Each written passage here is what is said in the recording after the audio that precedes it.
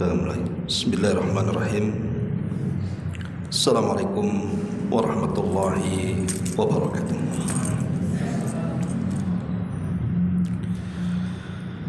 Alhamdulillah wassalatu wassalamu ala Rasulillah wa ala alihi wa sahbihi wa mawalah wa la hawla wa la quwwata illa billahi wa ba'du. Alhamdulillah, di malam hari ini mari kita bisa duduk untuk melaksanakan thalabul ilmi.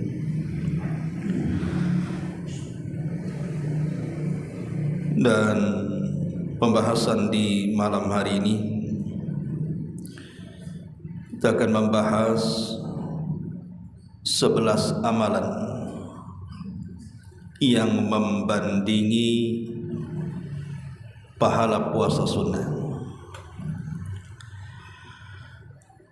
Karena kita tahu bahwa suasana kita ini masih berada di bulan Syawal.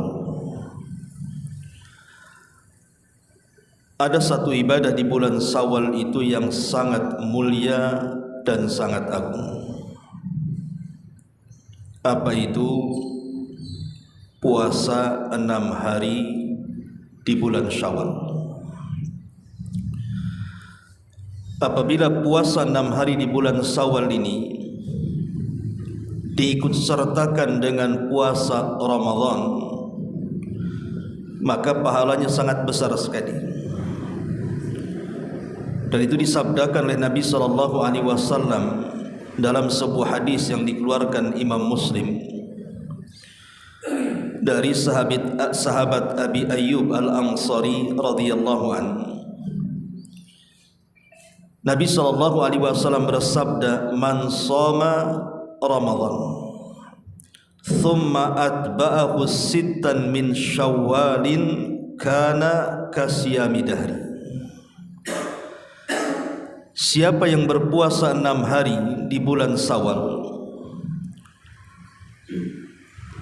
atau siapa yang berpuasa Ramadan kemudian diikuti 6 hari puasa di bulan Syawal, maka pahalanya sama dengan berpuasa selama 1 tahun. Anda bisa bayangkan, siapa yang kuat puasa setiap hari selama setahun? Tapi Nabi SAW memberikan pahala besar. Orang yang berpuasa Ramadan kemudian diikuti 6 hari bulan Syawal itu pahalanya sama dengan pahala orang berpuasa 1 tahun. Dari mana hitung-hitungannya? Kita tahu bahwa di dalam Islam setiap amalan itu dilipat gandakan 10 kali lipat. Artinya kalau puasa Ramadan selama 30 hari kemudian ditambah dengan 6 hari bulan Syawal dikali 10, itu sama dengan setahun. Makanya Nabi SAW mengatakan, "Kana kasiyami dahri," pahalanya sama dengan puasa 1 tahun. Maka sangat disayangkan kalau lewat bulan Syawal setelah Ramadan kok orang itu tidak mau melanjutkan puasa Syawal. Apalagi di antara faedah puasa Syawal itu sama hukumnya dengan sholat sunnah rawatib. Kita tahu bahwa faedah sholat sunnah rawatib yang disebut dengan ba'diyah dan qabliyah itu menyempurnakan sholat wajib. Terkadang ketika kita sholat wajib kan ada kelalaian, mungkin tidak khusyuk, boleh jadi kurang tumaknina, tergesa-gesa. Mesti adalah kekurangan orang yang melaksanakan sholat wajib itu. Lah, untuk menyempurnakan kekurangan sholat wajib itulah disyariatkan sholat sunnah rawatib. Ada yang disebut dengan qabliyah dan ba'diyah yang 12 rakaat itu. Lah, kedudukan puasa Syawal itu sama dengan puasa Sya'ban. Kalau Sya'ban itu disebut qabliyah, kalau Syawal itu disebut ba'diyah. Jadi puasa Sya'ban sebelum Ramadan dan puasa Syawal setelah Ramadan itu menyempurnakan bulan Ramadan. Boleh jadi ketika seseorang berpuasa Ramadan, yang namanya puasa, mestilah seseorang tidak akan sempurna 100%. Boleh jadi dalam puasa itu tanpa sadar lisan kita menggibahi orang. Ketika berpuasa kita mungkin berdusta. Ketika berpuasa boleh jadi kita lalai, tidak khusyuk, dan begitu seterusnya. Lah kesempurnaan bulan Ramadan atau puasa di bulan Ramadan itu disempurnakan dengan puasa Sya'ban yang disebut Qabliyah dan puasa Syawal yang disebut dengan Ba'diyah. Kemudian yang kedua, puasa Syawal sendiri adalah tanda dari tanda-tanda yang jelas diterimanya puasa Ramadan. Karena para ulama mengatakan bahwa di antara alamat Allah itu menerima amalan seorang hamba ketika Allah berikan taufik kepada dia bisa melaksanakan ibadah terus menerus. Jadi setelah kita digembleng oleh Allah Azza wa Jalla selama 1 bulan dengan Ramadan, kemudian kita pun masih semangat untuk berpuasa di 6 hari bulan Syawal, ulama mengatakan ini tanda-tanda diterima puasa Ramadan, karena dia tidak menghentikan ibadah. Itulah yang kemudian para ulama mengatakan fa innallaha idza taqabbala amala abdin waffaqahu li amalin salihin ba'dahu. Allah itu apabila menerima amalan seorang hamba, maka Allah berikan taufik untuk beramal soleh setelahnya. Maka ini juga tanda bahwa diterima puasa Ramadan itu dengan cara keberlangsungan puasa dilanjut dengan 6 hari puasa Syawal. Lebih daripada itu, puasa Syawal adalah bentuk syukur kita kepada Allah. Karena Allah Subhanahu wa taala ketika mengakhiri ayat-ayat tentang puasa Ramadan, tepatnya dalam Al-Baqarah 185, Allah akhiri dengan kata-kata walitukmilul iddata walitukabbirullaha ala ma hadakum wa la'allakum tashkurun. Agar kalian menggenapkan bilangan puasa Ramadan dan agar kalian bertakbir di hari raya, agar kalian menjadi hamba-hamba yang bersyukur. Lah salah satu bentuk syukur kita adalah dengan melanjutkan puasa setelah Ramadan dengan 6 hari puasa Syawal. Ma'asyiral muslimin rahimakumullah. Masalahnya terkadang di antara kita kan ada yang meninggalkan puasa Syawal karena sebuah alasan. Contoh umpamanya karena safar, sehingga safar ini menjadikan dia tidak sempat puasa Syawal. Atau boleh jadi karena sebuah pekerjaan, mungkin pekerjaannya terlalu berat sehingga haus, lapar, dan dia tidak sanggup berpuasa. Atau boleh juga karena sakit sehingga dia tidak bisa puasa Syawal. Lah bagi orang-orang yang tidak mampu melaksanakan puasa Syawal, di sana ada amalan-amalan yang bisa mengganti puasa Syawal. Inilah pembahasan yang kita akan bahas tentang 11 amalan. Dan 11 amalan ini sebagiannya ringan, ya sebagian cukup berat juga. Tapi amalan-amalan ini bisa membandingi pahala puasa. Apa saja 11 amalan ini? Ma'asyiral muslimin yang dimuliakan Allah Subhanahu wa taala, yang pertama membaca Al-Qur'an. Sahabat Abdullah ibn Mas'ud radhiyallahu an ma'ruf adalah seorang sahabat yang termasuk as-sabiqun al-awwal, direkomendasi ilmunya oleh Nabi sallallahu alaihi wasallam untuk diambil, terutama dalam bab Quran. Dikatakan kepada Abdullah ibn Mas'ud radhiyallahu an, innaka tuqillu sauma. Wahai Abdullah ibn Mas'ud, kenapa engkau menyedikitkan puasa? Artinya dia tidak banyak melaksanakan puasa sunnah. Faqala, maka dia mengatakan, inni akhafu an yamna'ani min qiraatil Quran, karena aku takut puasaku mengganggu untuk membaca Al-Quran. Karena biasanya kan orang yang berpuasa mudah haus, sehingga tidak bisa kencang bacaan Qurannya. Kemudian kata beliau, fa inna qira'atal Qur'ani ahabbu ilayya minas saumi. Kata Abdullah ibn Mas'ud, karena membaca Al-Quran itu lebih aku sukai dibandingkan aku berpuasa. Seolah-olah Abdullah ibn Mas'ud radhiyallahu an mengatakan bahwa membaca Al-Quran itu lebih afdal dibandingkan berpuasa. Tetapi orang yang membaca Quran terus menerus, mungkin dari pagi, siang, sore, ganti daripada puasa, maka dari sini kita pahami bahwa membaca Al-Quran yang terus menerus dari pagi, siang sampai sore itu bisa membandingi ibadah puasa bagi orang-orang yang tidak berpuasa di bulan Syawal. Ini yang pertama. Kemudian yang kedua, memberi makan orang yang berpuasa. Kalau kita tidak sanggup berpuasa Syawal, entah karena sakit tadi atau karena mungkin bekerja lelah, capek, maka kita kemudian bisa menyumbang dengan rizki kita, cari orang-orang yang berpuasa Syawal itu,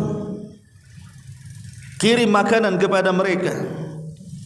Atau pada zuhur itu sudah sibuk antum cari makanan enak, COD di warung mana kan itu, kemudian dihantar kepada orang-orang yang berpuasa Syawal, bilang ini untuk buka kalian.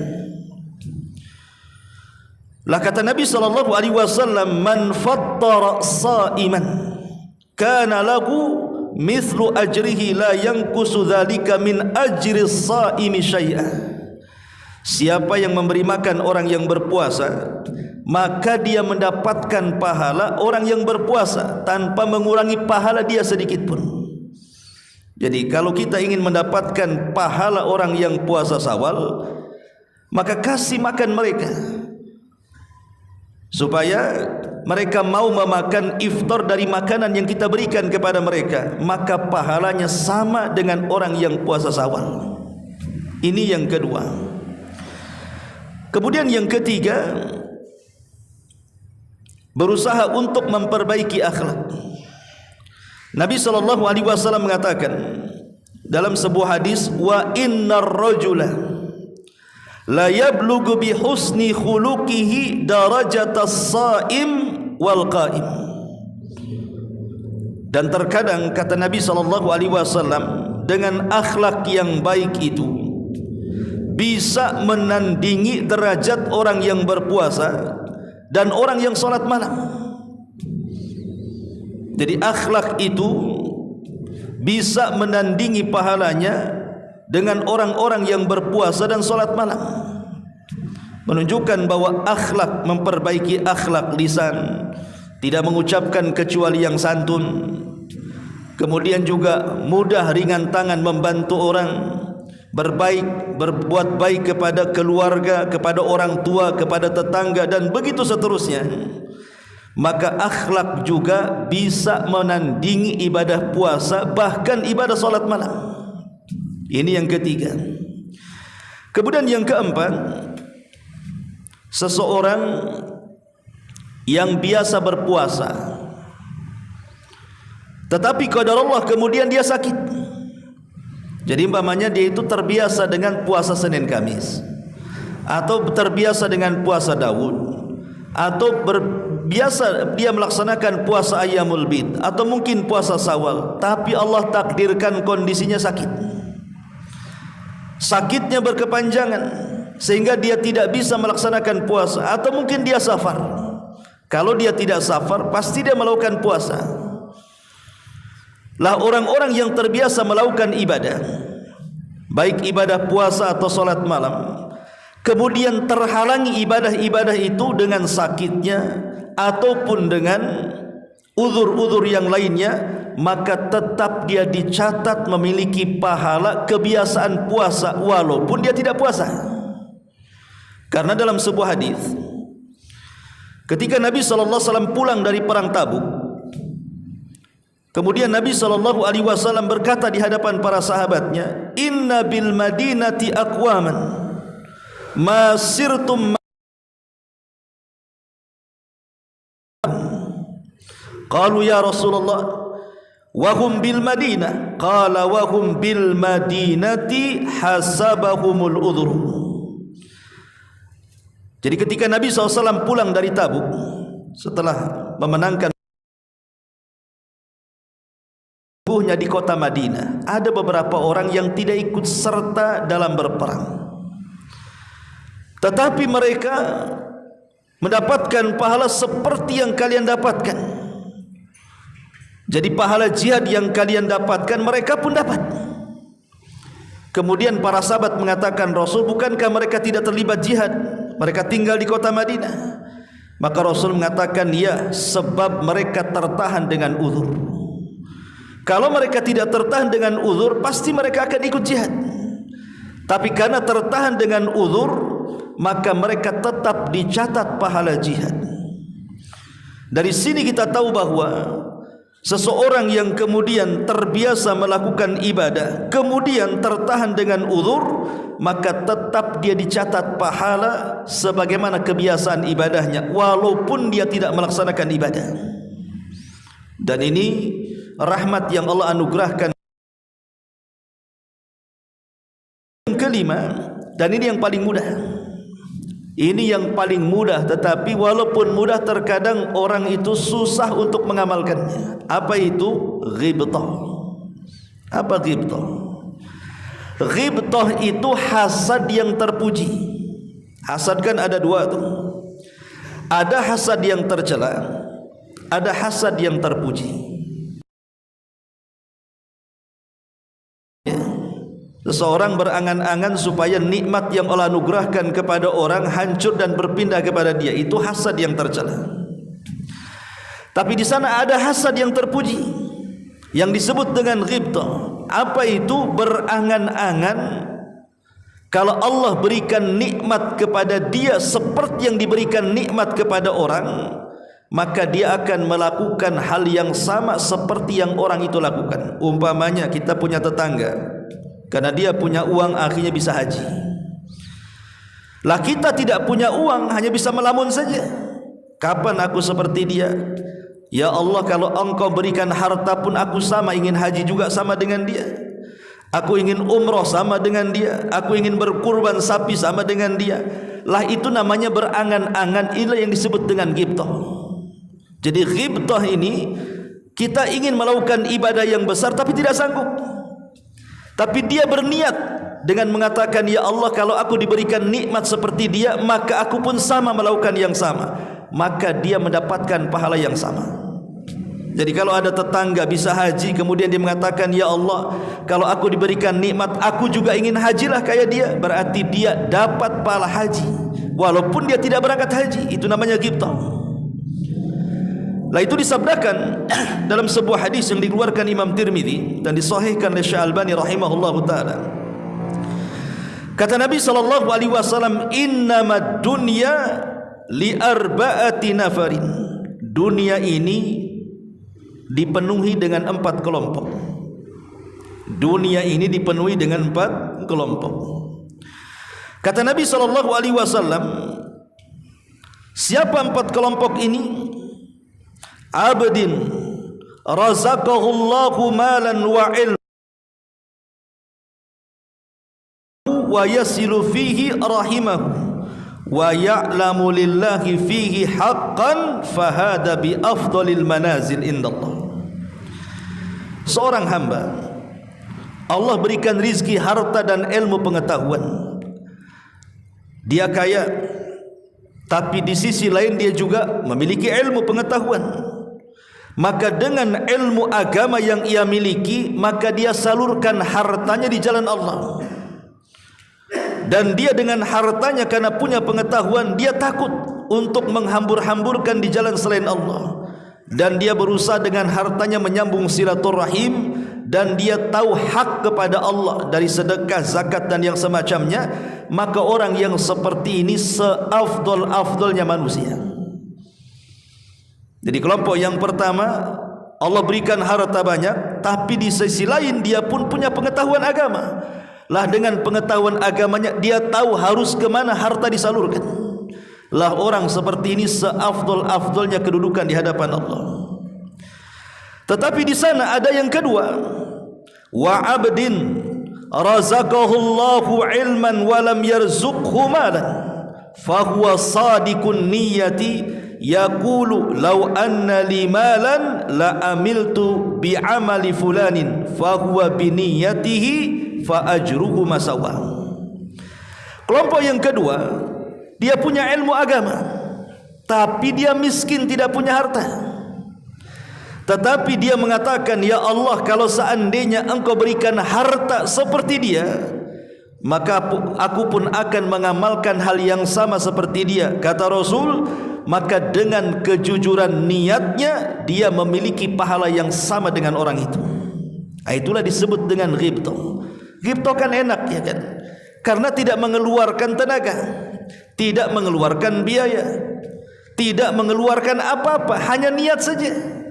Dia melihat ada saudaranya diberikan nikmat, dia bisa berkurban.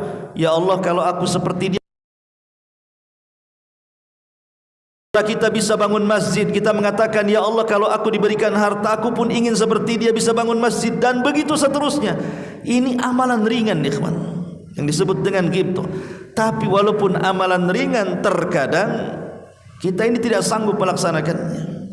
Padahal ini amalan yang bisa membandingi orang-orang yang beribadah puasa Syawal. Contohnya umpamanya kita sedang sakit, kita tidak bisa melaksanakan puasa Syawal, kita tinggal ghibtoh saja. Ya Allah, kalau aku sehat, aku pun ingin sama dengan saudara saya yang puasa Syawal umpamanya. Atau sedang safar, sibuk, atau sedang bekerja, karena tidak bisa kemudian nganggur. Kalau enggak kerja, enggak makan tuh keluarga.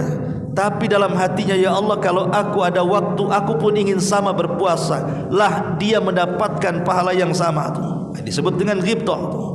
Nah ini yang ke-5.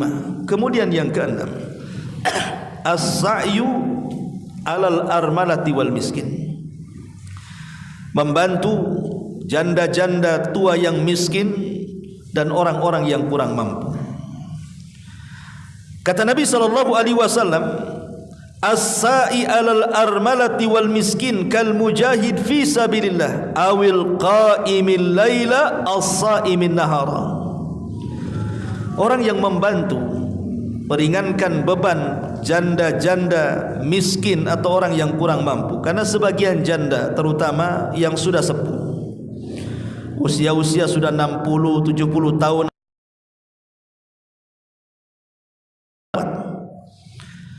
apalagi dia tidak punya anak. Terkadang yang punya anak saja kadang-kadang menelantarkan orang tuanya. Kita lihat terkadang ada orang-orang tua di lampu merah, kemana anaknya itu? Atau disuruh meminta-minta, di mana keluarganya? Lah terkadang ada janda-janda yang sudah tua itu, mereka tidak sanggup untuk mencukupi kehidupannya. Maka dengan kita mengulurkan tangan kita, meringankan tangan kita untuk membantu mereka, maka Rasul mengatakan pahalanya seperti orang yang berjihad di jalan Allah. Yang kedua seperti orang yang sholat malam, dan yang ketiga seperti orang yang berpuasa. Tapi masalahnya terkadang kita ini milih-milih janda pula, cari yang 30 usianya, atau yang masih muda gitu ya, sengaja itu pula dibantu. Itu ada udang di balik batu. Maksudnya di sini janda-janda yang memang kurang mampu. Boleh jadi dia sakit, sudah berumur dan begitu seterusnya. Maka ini juga amalan yang luar biasa. Bahkan bukan hanya membandingi puasa sunnah, tapi juga membandingi orang yang sholat malam dan orang yang berjihad di jalan Allah subhanahu wa ta'ala. Ini yang ke-6. Kemudian yang ke-5, yang ke-7,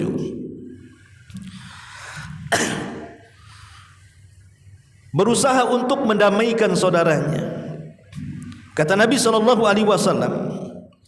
ala ukhbirukum bi afdal min darajati shaim was salati was sadaqati. Maukah aku habarkan, kata Rasul, amalan yang lebih utama dibandingkan salat, dibandingkan puasa, dibandingkan sedekah. Tentu sahabat mendengar hal ini sangat takjub. Apa amalan itu? Kok amalan itu bisa menandingi derajat puasa sunnah, salat sunnah dan sedekah? Maka Rasul mengatakan, salahu dzatil bayyin fa inna fasada dzatil bayyin hiyal haliqah, yaitu memperbaiki hubungan sesama muslim, karena rusaknya hubungan sesama muslim adalah penghancur agama. Jadi ketika ada dua orang yang sedang berselisih, berusaha kita damaikan. Makanya kenapa berdusta saat seseorang mendamaikan orang yang berselisih itu dibolehkan. Umpamanya si A dengan si B sedang bertengkar, kita datang ke si A, kemudian mengatakan bahwa si B itu sebenarnya baik, dia memuji kamu, dia selalu menyebut-nyebut kebaikanmu, padahal sedang bertengkar tuh. Kemudian datang kepada si B ngomong gitu. Berdusta tidak semua haram. Ada 3 dusta yang dibolehkan. Pertama, dusta dalam keluarga, hanya untuk mendapatkan supaya sakinah mawaddah dalam rumah tangga itu tercipta. Istri pakai pakaian sebenarnya norak, tapi kita katakan sana. Ataupun dia masak tidak enak, kita katakan luar biasa, lebih enak daripada nasi padang sebelah umpamanya. Padahal tidak enak, tidak ada masalah itu, supaya dia senang saja kan. Dusta juga sebenarnya, kalau kita mau jujur, kita muntah di hadapan dia kan. Tapi untuk membahagiakan istri tidak ada masalah. Ini berdusta yang dibolehkan. Atau dusta karena melindungi nyawa seorang muslim. Datang pamannya penjahat, di mana rumahnya Ustaz Abu Merah? Kata antum, mau apa cari Ustaz Abu Merah? Mau saya bunuh dia. Mana rumahnya? Antum bilang, oh nggak ada, dia sudah pindah, nggak tahu di mana kotanya. Nggak ada masalah, karena apa? Melindungi seorang muslim, nyawanya terancam tuh. Padahal kan dia nggak pindah di situ. Lah dusta yang seperti ini dibolehkan, termasuk juga mendamaikan orang yang sedang berselisih. Berdusta untuk mendamaikan dibolehkan, dan itu pahalanya luar biasa, karena menandingi pahala puasa, menandingi pahala salat, bahkan menandingi pahala sedekah. Nah, ini juga yang ke-7. Kemudian yang ke-8, orang yang datang di hari Jumat berpagi-pagi. Kata Nabi SAW, man ghassala yaumal jum'ati waghtasal, barang siapa yang mandi pada hari Jumat, thumma bakkara wabtakar, berangkat lebih awal menuju masjid, wa masya walam yarkab, jalan kaki dan tidak berkendaraan. Ustaz, dari Tanjung Umah ke sini jalan kaki apa enggak pengkor itu? Ya memang begini hadisnya, enggak boleh berkendaraan, jalan kaki. Ya sekali-kali lah jalan kaki. Habis subuh langsung jalan kan. Pemanya yang tinggal di agak jauh dari sini, dari Batam Center ke sini, ya bisa lah 2 jam kan. Karena hadisnya mengatakan wa masya walam yarkab, dia berjalan kaki tidak mengendarai kendaraan. Wadana minal imam, kemudian dia masuk ke dalam masjid langsung mendekat imam.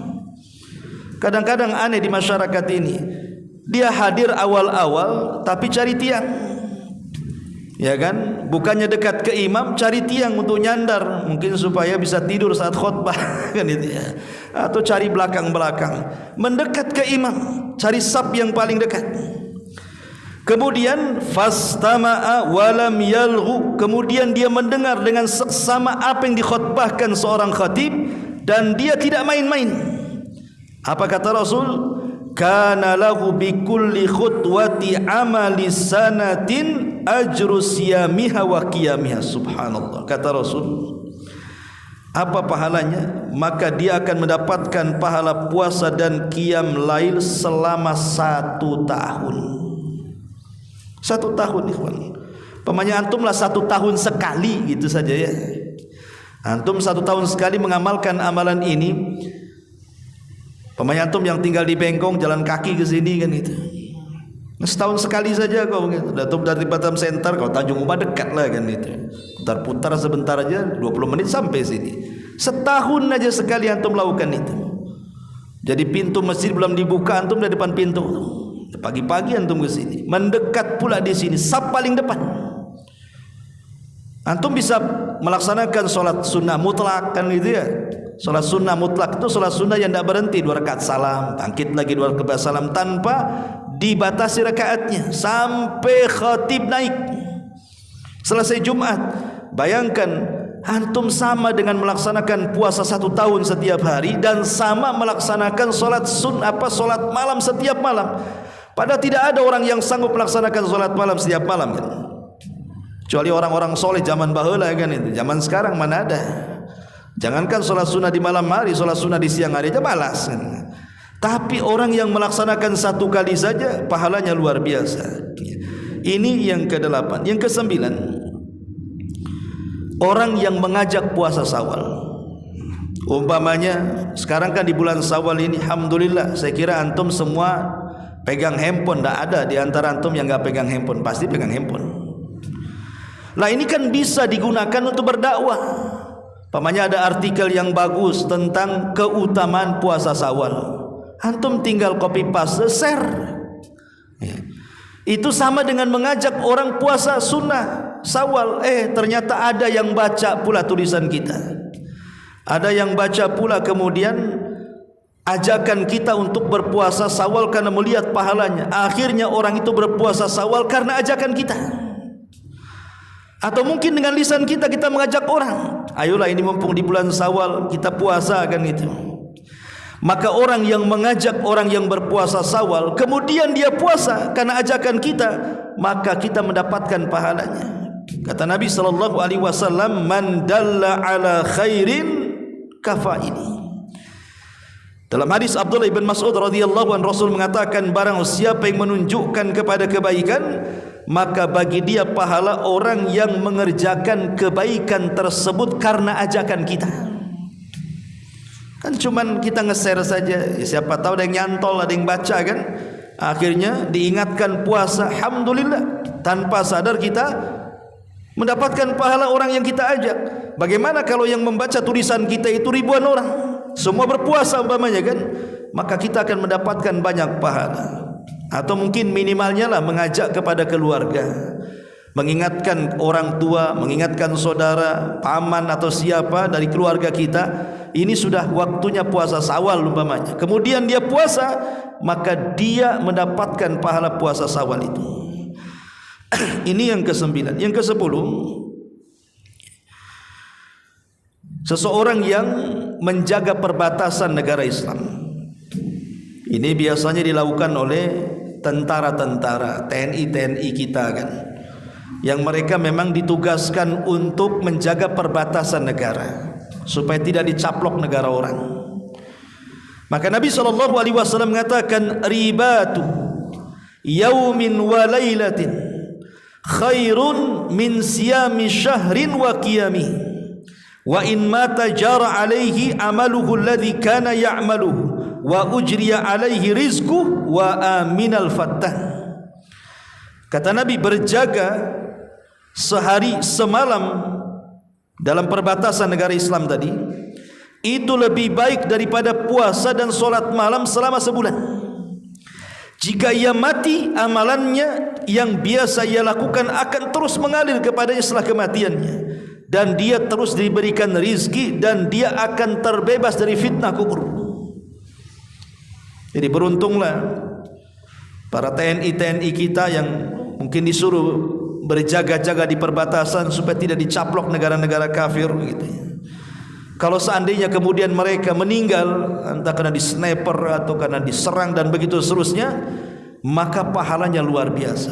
Dia mendapatkan pahala puasa dan solat malam selama sebulan, dan kalau dia meninggal amalannya mengalir setelah kematiannya, dan lebih daripada itu rizki dalam kuburannya mengalir dan dia aman dari fitnah kubur. Ini yang ke-10. Kemudian yang ke-11, berbuat baik kepada tetangga. Berbuat baik kepada tetangga. Dalam sebuah hadis dari Abu Hurairah radhiyallahu anhu, hadis ini dikeluarkan oleh Imam Bukhari dalam kitabnya Adabil Mufrad. Ada seorang datang kepada Nabi sallallahu alaihi wasallam kemudian bertanya dan mengatakan, "Ya Rasulullah, inna fulanatan taqumul laila wa tasumun nahar wa taf'alu wa tasaddaqa wa tu'zi jiranaha bilisaniha." Rasul, saya ingin bertanya, ada seorang ibu-ibu, kata sahabat ini, itu kalau malam tidak pernah meninggalkan sholat malam, kalau siang tidak pernah meninggalkan puasa sunnah, kalau ada hal-hal yang perlu disedekahkan dia keluarkan hartanya. Subhanallah, wanita ini sempurna amalannya. Selain melaksanakan yang wajib, dia pun tambah dengan yang sunnah, salat malamnya, kemudian puasa sunnahnya dan sedekahnya. Tapi penyakitnya satu. Apa penyakitnya? Walakin tu'dhi jiranaha bilisaniha. Tapi dia suka menyakiti tetangganya dengan lisannya. Lihat, ibadahnya bagus, tapi muamalahnya tak bagus. Kan ada di masyarakat yang seperti itu. Ibadahnya oke, solatnya iya, rajin kehadiri pengajian, tapi kalau sudah marah, mengumpat sejadi-jadinya kan gitu. Kadang-kadang kalimat binatang keluar dan begitu seterusnya.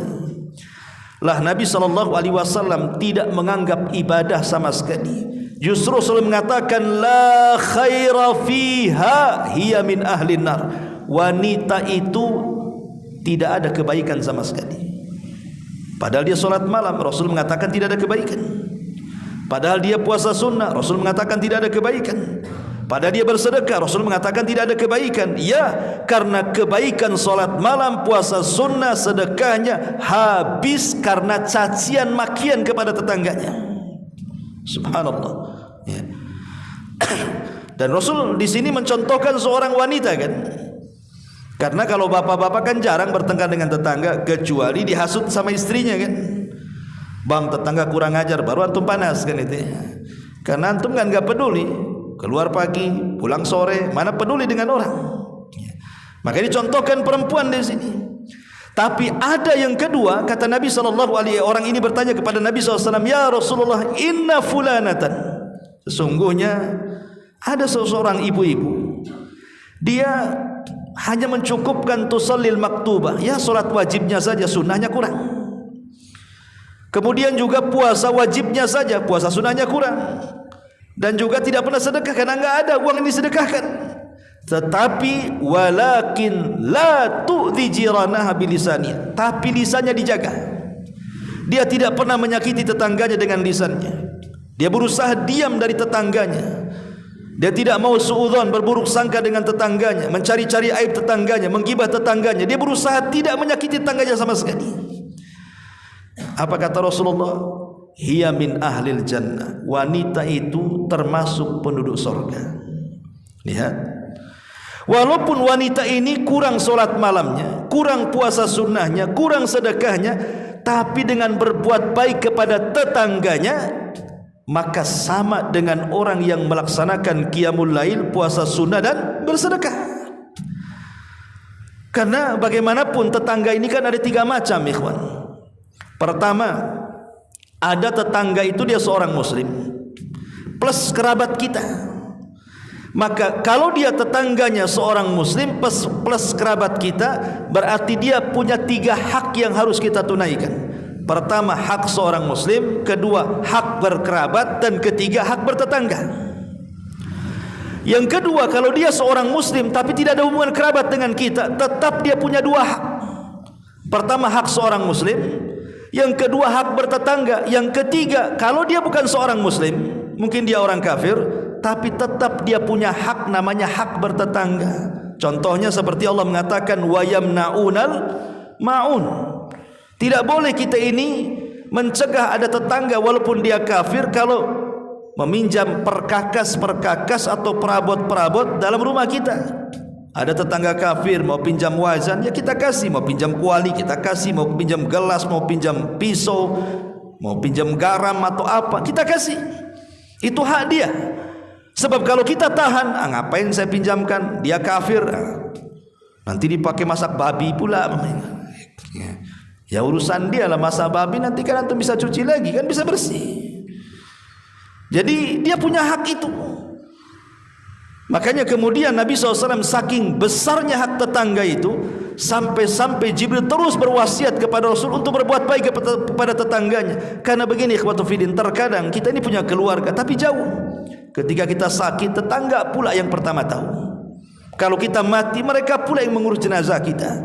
Makanya berbuat baiklah kepada tetangga, karena pahalanya melebihi pahala puasa sunnah, solat malam, bahkan bersedekah. Inilah diantara 11 amalan yang disebutkan oleh Nabi SAW yang bisa menandingi ibadah puasa. Tapi meskipun demikian ikhwan, kalau kita sanggup berpuasa, kita tidak perlu memilih pilihan-pilihan seperti ini, atau mungkin bisa menambah dengan pilihan-pilihan ini. Karena bagaimanapun keutamaan orang yang berpuasa sendiri besar. Maka kalau kita sanggup berpuasa Syawal, kenapa tidak? Pertama, kita tahu bahwa puasa itu kan amalan yang diidhofahkan kepada Allah. Dan setiap amalan yang disandarkan kepada Allah itu pasti memiliki keagungan.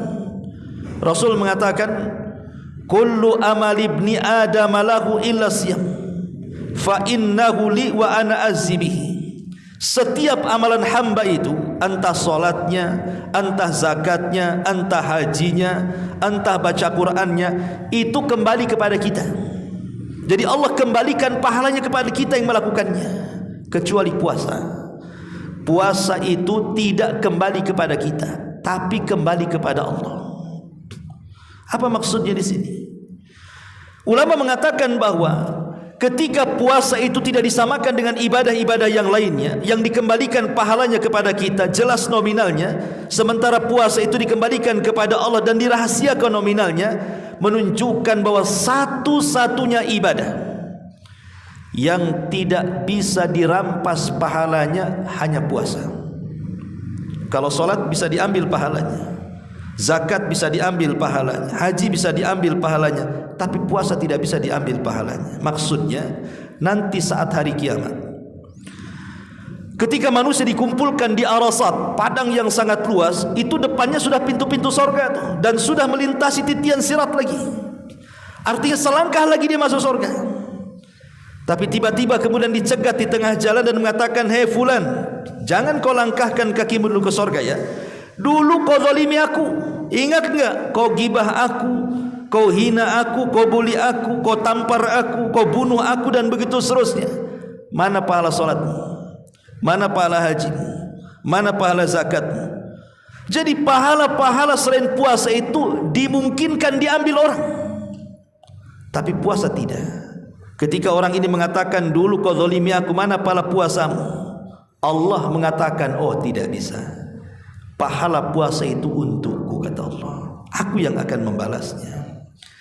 Lah dari sini kita tahu bahwa ketika pahala itu tidak bisa dirampas orang, sementara amal-amal ibadah yang lain itu mudah dirampas orang, satu-satunya ibadah yang banyak memasukkan manusia ke sorga hanyalah puasa.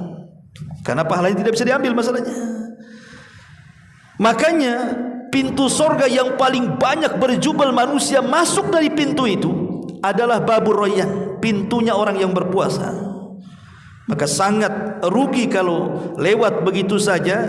Amalan-amalan puasa ini kan banyak ya. Ada yang sifatnya pekanan seperti Senin Kamis kan itu ya. Ada yang sifatnya bulanan seperti Ayyamul Bid. Ada yang sifatnya harian seperti puasa Daud kan itu. Ada yang sifatnya tahunan seperti puasa Syawal. Ini kan momen-momen seperti ini bisa kita lakukan. Kita milih, bisa milih yang pamannya milih yang ringan. Yang paling ringan apa? Ayyamul Bid, paling ringan kan? Karena satu bulan cuman 3 kali saja. Oh, saya kuat Ustadz. Nah, buat pekanan. Yang tadinya 1 bulan 3 hari, antum buat 1 bulan berapa kali? 8 kali. Puasa Senin Kamis. kan itu. Oh saya sanggup Ustaz, buat 1 bulan 15 kali. Puasa Daud kan 15 kali, 1 hari puasa 1 hari tidak. Oh saya tidak sanggup, ambil yang paling ringan lagi, namanya puasa tahunan. Puasa tahunan itu ya ada puasa Muharram, ada puasa Dzulhijjah, ada puasa Syawal kan gitu.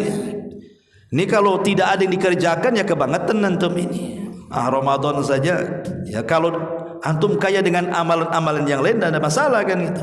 Karena bagaimanapun kesempurnaan ibadah wajib itu dilakukan dengan ibadah sunnah yang sama. Salat ada rawatib, zakat ada sedekah, haji ada umroh kan itu ya. Kemudian puasa Ramadan ada puasa sunnah. Ini yang pertama. Yang kedua, puasa ini seafdal-afdalnya amal di sisi Allah Subhanahu wa taala. Disebutkan dari Abu Umamah Al-Bahili radhiyallahu anhu, dia mengatakan, ya Rasulullah, murni bi amrin yanfa'unillahu bi. Rasul perintahkanlah kepadaku kira-kira amalan yang paling bermanfaat dalam hidupku apa. Maka Rasul mengatakan, alaika bisaumi fa innahu la misralahu. Berpuasalah, karena pahala puasa adalah pahala yang tidak mampu dibandingi oleh pahala apapun.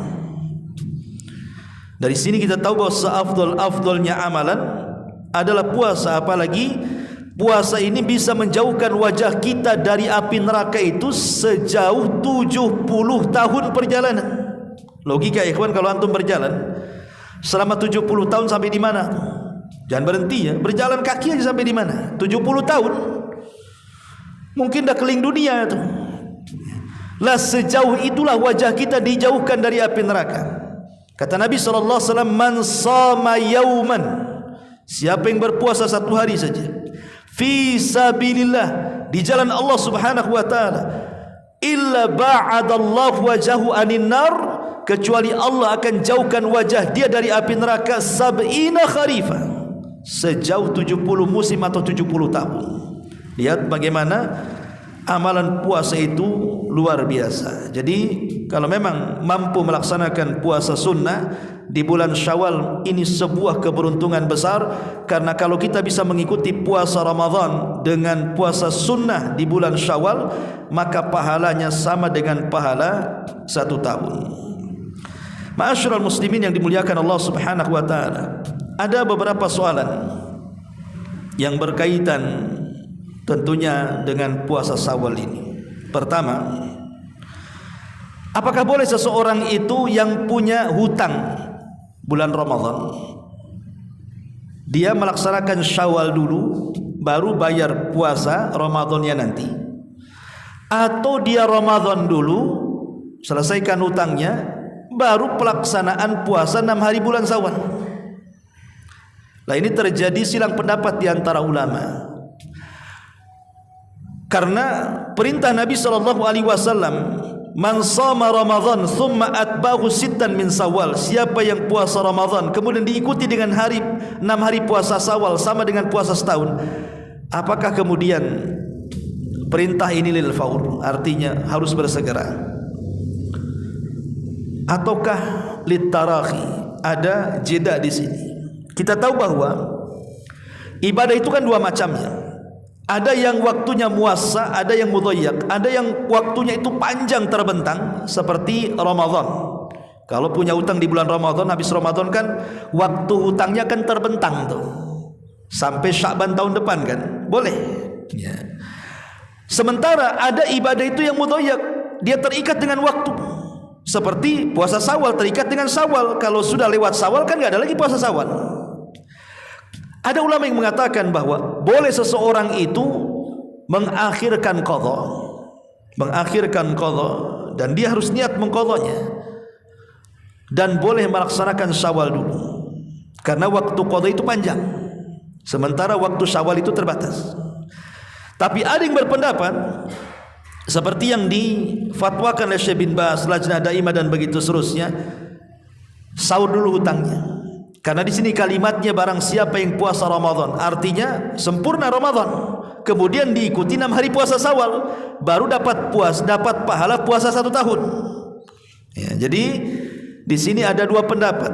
Boleh melaksanakan Syawal dulu mengakhirkan hutang, boleh juga seseorang itu melaksanakan hutang dan itu lebih utama, baru melaksanakan puasa Syawal kalau memang waktunya memungkinkan. Ini yang pertama. Yang kedua, apakah puasa Syawal itu harus berturut-turut? Setiap hari mulai setelah Ramadan berturut-turut, tidak boleh ada jeda? Maka ulama mengatakan tidak harus berturut-turut. Jadi boleh dicicil. Umpamanya antum ambil di awal bulan 2 hari, di tengah bulan 2 hari, di akhir bulan 2 hari, kan jadi 6 juga tuh. Jadi ulama mengatakan la yulzimuhu, tidak mengharuskan seseorang itu melaksanakan puasa Syawal berturut-turut. Kemudian perkara yang ketiga, apakah boleh seseorang itu melaksanakan puasa langsung setelah Id? Maka ulama mengatakan boleh, karena Idul Fitri itu cuma 1 hari, lain dengan Idul Adha. Kalau Idul Adha 4 hari, ya, ada yang disebut dengan Ayyamut Tasyrik. Hari Tasyrik itu 3 hari, 11, 12 dan 13. Berarti di hari-hari Tasyrik ini tidak boleh puasa. Kalau kebetulan kemudian keempat, kan mulai dari 10, 11, 12, 13, otomatis 13 ini ada Ayyamul Bid di situ. Karena Ayyamul Bid kan 13, 14, 15 kan itu. Maka kalau orang yang terbiasa Ayyamul Bid kemudian bertepatan dengan hari Tasyrik tanggal 13, tidak boleh puasa, gantinya tanggal 16-nya. Jadi bisa diambil 14, 15, 16. Karena sebenarnya Ayyamul Bid ini hanya istilah ulama. Al-Imam Ibnu Utsaimin rahimahullah taala mengatakan, sebenarnya puasa 3 hari dalam sebulan itu tidak mesti dilakukan di pertengahan. Boleh di awal, boleh di tengah, boleh di akhir. Yang penting 3 hari dalam sebulan sebenarnya. Tetapi diambil Ayyamul Bid ini kan diambil keutamaannya. Yang utama 3 hari itu diambil di pertengahannya. Kenapa demikian? Ada yang mencari-cari hikmahnya.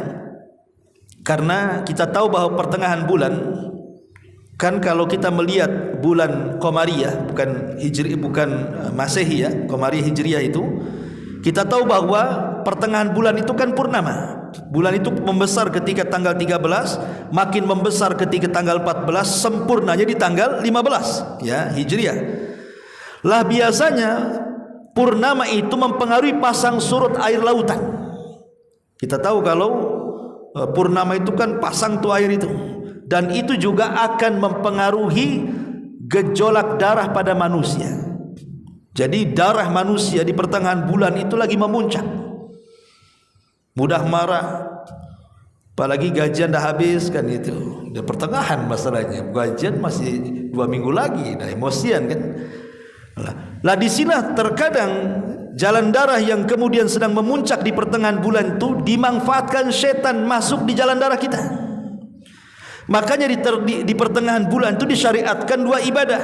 Pertama puasa untuk menekan jalan darah supaya setan tidak mudah untuk menggoda kita. Yang kedua berbekam. Antum kalau biasa bekam, biasa hijamah, disunahkan di pertengahan bulan tuh. Supaya apa? Ya tadi, supaya kita bisa menekan tuh setan yang masuk di jalan darah itu. Apakah setan bisa masuk jalan darah? Ya, karena Rasul yang mengatakan. Kata Nabi SAW, inna syaitan yajri majra dam ibni Adam. Setan itu masuk di jalan darah Bani Adam. Makanya untuk menekan itu disyariatkan puasa Ayyamul Bid atau disyariatkan berbekam di pertengahan bulan. Karena kita tahu bahwa purnama ini, sebagian ulama mengatakan ketika mentafsirkan kalimat min syarri ghasikin idza waqab. Jadi maksudnya ghasikin idza waqab ini artinya purnama. Makanya Rasul mengatakan kepada Aisyah radhiyallahu anha, berlindunglah kepada Allah dari purnama. Kenapa? Karena di situ setan itu lagi kencang-kencangnya menggoda Bani Adam. Jadi kekuatan setan itu memuncak-muncaknya saat purnama. Maka kita lihat kadang-kadang kalau sudah diidentikan dengan hari Jumat, bulan purnama, pasti ada gonggongan anjing tuh. Oh, itu udah serem tuh. Biasanya kan itu. Karena boleh jadi di situ ada gangguan setan yang luar biasa di saat purnama itu. Maka kita harus banyak berlindung saat purnama itu. Masyarul muslimin wal muslimat rahimakumullah, ini diantara keutamaan ibadah dan amalan-amalan yang bisa membandingi ibadah puasa Syawal. Taib, sampai di sini mudah-mudahan ada manfaatnya. Kita tutup dengan doa kafaratul majlis. Subhanakallahumma bihamdika asyhadu an la ilaha illa anta astaghfiruka wa atubu ilaik. Allahu taala alam. Assalamualaikum.